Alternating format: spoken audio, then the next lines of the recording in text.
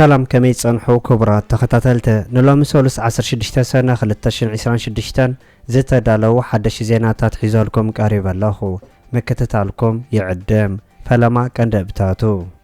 حوحات تمال مشتاب زوصعو مقلص حجوون اب تግራይ ተደጋጋሚ ደብዳብ ድሮን ይካሄድ ከምዘሎ ከምዝገለጸን ኤርትራ ሕጅውን ታሪክ መልስ ከምዝሃበት ከምዝተገለጸን ፈረንሳይ ኢትዮጵያ ተኸስስ ከምዘላን ሩሲያ ብልዕሊ ዩክሬን ከቢድ ደብዳብ ከምዘካየደተን አርኤስኤፍ ከቢድ ወታደራዊ ፍሬ ካሄድ ከምዘሎን ኤርትራው ብፍሉይ ከም ተሸለመን ዝብሎን ካልእን ዝሕብር ዝርዝር ዜናታት ሒዝናልኩም ቀሪብና ኣለና ነቻናልና ሰብስክራይብ ብምግባር ክሳብ መወዳእታ ክትከታተሉና بخبر نعدمكم روسيا بلعلي يوكرين كبيد دبداب كم زكايدت تقاليسو روسيا بلعلي يوكرين بزكايدتو مع بلامت قعته بوحدو 11 سبات كم زموتون 53 كالوت كم زقاسلو تقاليسو ابانا كتما كيف بلعلي زركب نا يونسكو قرسم مخانو استنغرالو كاتدرال دورمشوان كبيد بارع كم زسعبه خجلص انكالو እቲ ካቴድራል ኣብና ሃይማኖታዊ ቅርሲ ዝኾነ ገዳም ዝርከብ ምዃኑ እውን ተገሊጹ ኣብታ ከተማ ልዕሊ 140,000 ሰባት ናይ መብራህቲ ሓይሊ መጥፍኡ ዝሕበር ክኸውን እንከሎ እቲ መጥቃዕቲ ኣብ ውሽጢ ኣዋርሕ ፈጺሙ ተርኣዩ ዘይፈልጥ ዕንወት ከም ዘውረደ እውን ይግለጽ ኣሎ ኣብ ልዕሊ ርእሰ ከተማ ዩክሬን ብዝተፈጸመ መጥቃዕቲ 4 ሰባት ከም ዝሞቱ ክሕበር እንከሎ ኣብ ሰሜናዊ ምብራቕ ከተማ ካራኪቭ ዝተፈጸመ መጥቃዕቲ ባርዕ ምፍጣሩን ነቲ ባርዕ ከጥፍኡ ዝፈተኑ 5 ናይ መጥፋእቲ ሓዊ ኣባላት ከም ዝሞቱውን ጸብጻባት ናይቲ ሃገር ይገልጹ ኣብ መበል 11 ክፍለ ዘመን ዝነበረት ካቴድራል ዶርሙሽን ሓንቲ ካብተን ኣዝየን ጥንታውያን ቅዱሳን ቦታታት ከም ዝኾነት ፕሬዝዳንት ዩክሬን ብራሚ ዘለንስኪ ዝገለጸ ኮይኑ እንተኾነ ግን እቲ ብዩክሬን ዝቐረበ ጸብጻባት ካብ ሓቂ ዝረሓቐ ምዃኑ እውን ናይ ሩስያ ምንጭታት ይገልጹ እዚ ከምዚ ኢሉ እንከሎ ኣብ ሩስያ ከተማ ቱላ ብዘጋጠመ መጥቃዕቲ ሰበልቦ ነፈርቲ ዩክሬን ወዲ 1 ዓመት ቆልዓ ዝርከብዎም 3 ሰባት ክሞቱ እንከለዉ ካልኦት 3 ድማ ቆሲሎም ከም ዘለው ናይቲ ሃገር ሰበስልጣናት ይገልጹ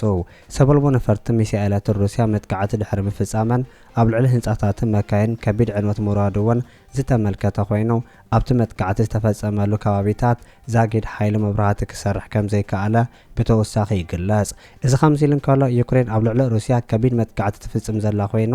ውግእ ሩስያን ዩክሬን ሕጂ እውን ብዝኸበደ ይቕጽል ከም ዘሎ ይግለጽ ኣሎ ናይ ዩክሬን መራሒ ፕሬዝዳንት ዘለንስኪ ሩስያ ኣብቲ ናይ ለይቲ መጥቃዕቲ 70 ሚሳኤላትን 611 ሰበልቦ ነፈርቲ ከም ዝወርወረት ዝገለጸ ኮይኑ እቲ መጥቃዕቲ ናይ ሩስያ መራሒ ቭላድሚር ፑቲን ንሰላም ዝኸውን ቅንጣብ ድሌት ዘይብሎ ምዃኑ ዘርኢ ምዃኑ እውን እቲ መራሒ ገሊጹ ኣሎ ፕሬዝዳንት ፈረንሳይ ኢማኑኤል ማክሮን ምስ መራሒ ዩክሬን ብሓባር ብምዃን ነቲ ብናይ ሩስያ ሓይልታት ኣብ ልዕሊ ከተማታት ዩክሬን ዝወረደ መጥቃዕቲ ኮኒኖም ከም ዘለውን ጸብጻባት ናይቲ ከባቢ ይገልጹ ሓላፊ ፖሊሲ ጉዳያት ወጻኢ ሕብረት ካጃ ካላስ ነቲ ኣብ ልዕሊ ካቴድራል ዝወረደ መጥቃዕቲ ብሓደ ወገን ኣብ ልዕሊ ሲቪልያን ዝተፈጸመ መጥቃዕቲ እውን በቲ ካሊእ ብወግዒ ከም ዝኾነ ነተን እቲ መጥቃዕትታት ናይ ኩናት ገበን ክትብል ከም ዝገለጸቶ እውን ተሓቢሩ ሩስያ ኣብ ልዕሊ ዩክሬን ተካይዱ ዘላ መጥቃዕቲ ኣብ ሰሙን ኣብ ፈረንሳይ ኣኼባ መራሕቲ ዓለም G7 ኣብ ዝካየደሉ ዘሎ ግዜ ምዃኑን ኣብቲ ኣኼባ ጉዳይ ዩክሬን ዓቢ ኣጀንዳ ተላዒሉ ከም ዘሎ እውን ይግለጽ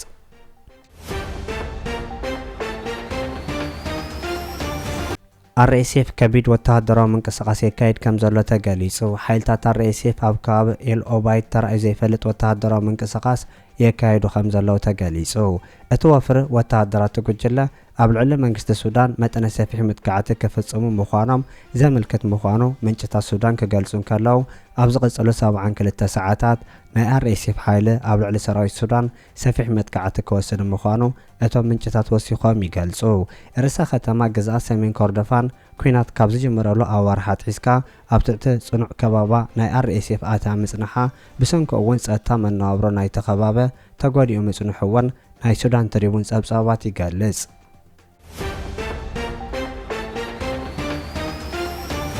ኣብ ኢትዮጵያ ክልል ኣምሓራ ብዘጋጠመ ከቢድ ሓደጋ 31 ሰባት ከም ዝሞቱ ተገሊጹ ኣብ ክልል ኣምሓራ ከተማ ኮምቦልቻ ብዘጋጠመ ሓደጋ ትራፊክ ሓንቲ ኣደን ህፃን ዝርከብዎም 31 ሰባት ከም ዝሞቱ ፖሊስ ከተማ ኣፍሊጡ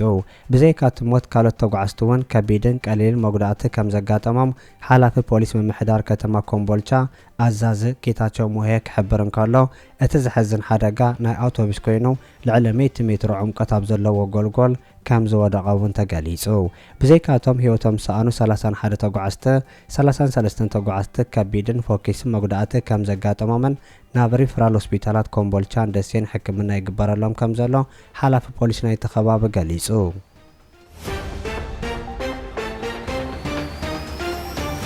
ሰበስልጣን ደቡብ ኣፍሪካን ዶክተር ቴድሮስ ኣድሓኖምን ይካሰሱ ከም ዘለው ተገሊጹ።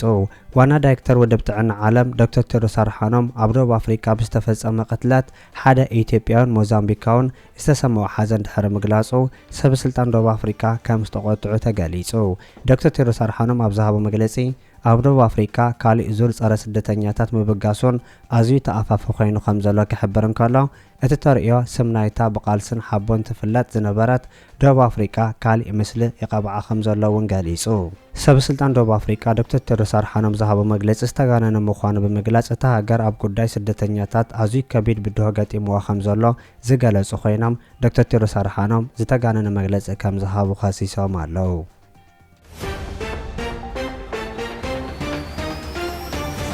ፈረንሳ ኣብ ልዕሊ ኢትዮጵያ ክስ ከም ዘቕረበት ተገሊጹ። መንግስቲ ፈረንሳ ኣብ ጉዳይ ናይታ ካብ ኢትዮጵያ ዝተሰጎገት ጋዜጠኛ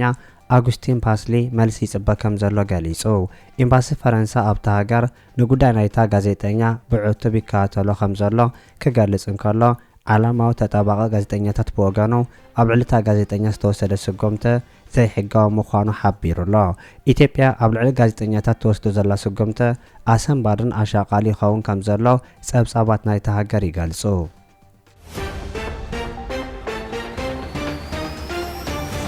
ኤርትራዊ ሸወደናዊ ኣሌክሳንደር ኢሳቅ ከም ተሸለመ ተገሊጹ። ኤርትራዊ ሸወደናዊ ተጻዋታይ ኩዕሶ እግሪ ኣሌክሳንደር ኢሳቅ ኣብ ጸወታ ኩዕሶ እግሪ ዓለም ኣብ ቀዳማይ ጸወታኡ ብዘርእዮ ብቕዓት ከም ተሸለመ ተገሊጹ። ኣጥቃዓይ ኣሌክሳንደር ኢሳቅ ኣብታ ሃገራዊት ጋንትኡ ሸወደን ንቱኒዝያ 5-1 ሰዓረትሉ ናይ ዋንጫ ዓለም ግጥም ሓንቲ ሽቶ ብምዝጋብን ክልተ እውን ሽቶ ዝኾና ብምሕጋዙ ናይታ ጸወታ ብሉጽ ተባሂሉ ብሃገራዊት ጋንትኡ ከም ተሸለመ ተገሊጹ። ኣብ ከተማ ስቶክሆልም ሸወደን ከም ዝዓበየ ዝነገረሉ ኣሌክሳንደር ኢሳቅ ካብ ኒውካስትል ናብ ሊቨርፑል ኣብ ሰገረሉ እዋን ዝኸበረ ተጻዋታይ ፕሪምየር ሊግ ኮይኑ ከም ዝተመዝገበ እውን ይዝከር። ኣሌክሳንደር ኢሳቅ ነቲ ኮኸብ ተጻዋታይ ኣርሰናልን ፈረንሳን ዝኾነ ቴሪ ሄነሪ ዘመሳሰልዎ ከም ዝበጽሑ እውን ዝሕበር ኮይኑ ኩዕሶ ናይ መሓዝን ምኹብካብን ክእለቱ ናብ ኩሉ ኣንፈታት ከይተጸገመ ብቐሊሉ ክሓልፈን ከሽክዕን እንከሎ ዝረኣዩ ኣድነቕቱ ምስ ሄነሪ ከመሳሰልዎ ከም ዝኽኣሉ እውን ብተወሳኺ ይንገር።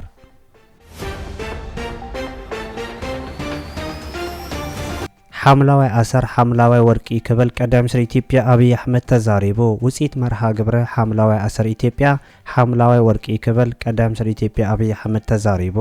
እቲ ቀዳም ሚኒስትር ናይ ሎሚ ዘበን መርሃ ግብሪ ሓምላዋይ ኣሰር ተስፋ ምትካል ብዝብል መርሕ ሓሳብ ትማሊ ኣብ ከተማ ቢሸፍቱ ወዱ ንቀዳም ሚኒስትር ኢትዮጵያ ኣብይ ኣሕመድ ሚልዮን ኣብይ ኣሕመድ ኣብ ዝተረኸበሉ ብወግዒ ከም ዘጀመረ ተገሊጹ። ኣብቲ መርሃ ግብሪ ኣብ ዝሃቦ መግለጺ ድማ ጓስጓስ ሓምላዋይ ኣሰር ሓመድ ካብ ምሽርሻር ናይ ምክልኻል ስራሕ ጥራይ ዘይኮነ ዝተዘረጋ መንነት ናይ ምሕካም ሃገራዊ ስነ ልቦና ናይ ምህናጽ ከምኡ እውን ንትውልዲ ዝተርፍ ልዑል ተስፋ እዩ ኢሉ።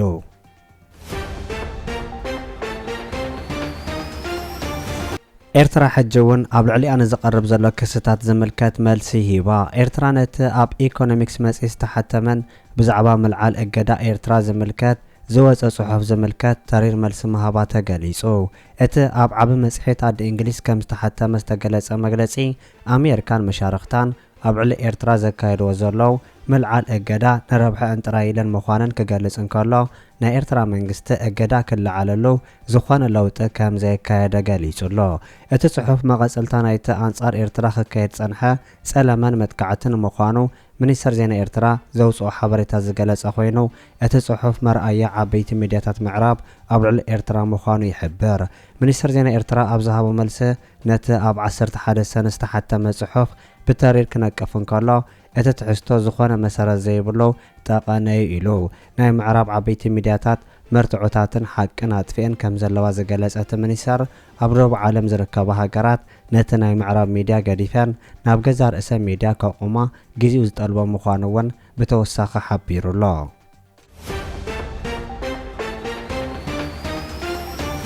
ውድብ ሕወሓት ሕጂ እውን ኣብ ትግራይ ተደጋጋሚ ደብዳብ ድሮን ይካየድ ከም ዘሎ ገሊጹ። ውድብ ሕወሓት ትማሊ ምሸት ኣብ ዘውፅኦ መግለጺ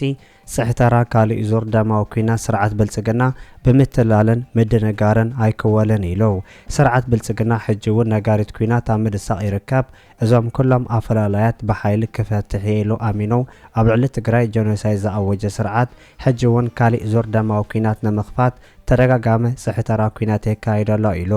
እቲ መግለፂ ወሲኹ እውን ካብዚ ብምብጋስ ኣብ ዝተፈላለዩ ከባቢታት ትግራይ ተደጋጋሚ ደብዳብ ድሮን ይፍጸም ኣሎ ካብ ጫፍ ክሳብ ጫፍ ትግራይ ሰራዊቱን ጋዕገልጦምን ኣኽቲቱ ኣብ ምህንዳድ ይርከብ ኣብ ልዕሊ ትግራይ ከባድ ዕፅዋን ኣዊጁ ህዝቢ ትግራይ ብስእነት መሰረታዊ ሸቐጣትን ኣፋውስን ካሃልቕ ይሰርሕ ኣሎ ኢሉ ሕወሓት ኣብ መግለፂኡ ስርዓት ብልጽግና ከቢድ ወተሃደራዊ ወፍሪ ንምጅማር ምሽብሻብ የካይድ ከም ዘሎ ዝገለጸ ኮይኑ እምነትን ቅዋምን ህዝቢ መንግስቲ ትግራይን ሕወሓትን ሕጂ እውን ሕቶታት ህዝቢ ትግራይን ኩሎም ኣፈላላያት ብዘተን ድርድርን ቀልጢፎም ክፍትሑ ኣለዎም ኢሉ እንተኾነ ግን ስርዓት ብልጽግና ነዚ ትዕግስቲ ህዝቢ ትግራይ ከም ድኽመት ሓሲቡ ዝጀመሮ ጀኖሳይድ ንምምላእ ኣብ ህጹጽ ወተሃደራዊ ወፍሪ ይርከብ ኢሉ ኩሉ ክፈልጦ ዝግባእ ሓቂ ግን ህዝቢ ትግራይ ኣንጻር ህልውንኡ ንዝግበር ጀኖሳይዳዊ ወፍሪ ዓርሱ ናይ ምክልኻል ተፈጥሯዊ መሰል ስለ ዘለዎ ህልውንኡ ንምውሓስ ሎሚ እውን ከምቲ ማልእ ብጽንዓት ክምክት እዩ ፍትሓዊ መኸትኦ ከም ዝዕወት ፍጹም ዘጠራጥር የለን ኢሉ